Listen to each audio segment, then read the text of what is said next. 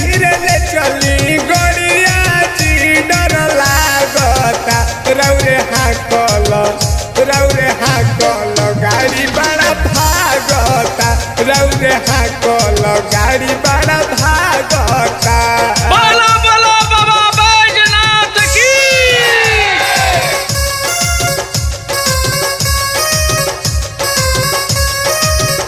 रौरे हाकल गाड़ी बड़ा भागता।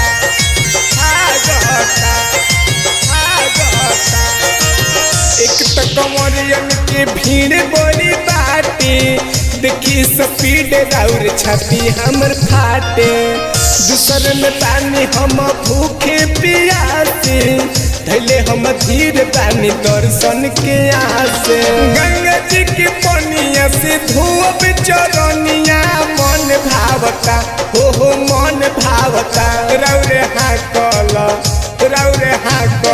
गाड़ी बड़ा भागता रौरे हाकल गाड़ी बड़ा भागता।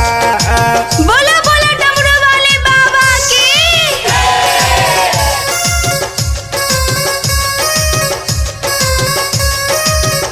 रौरे हाकल गाड़ी बड़ा भागता।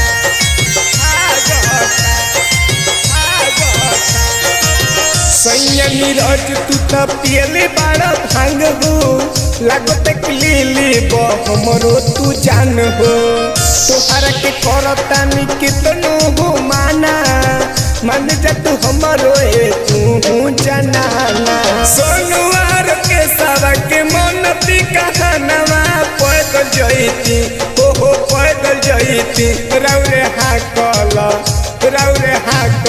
गाड़ी बड़ा भागता रौरे हाकल गाड़ी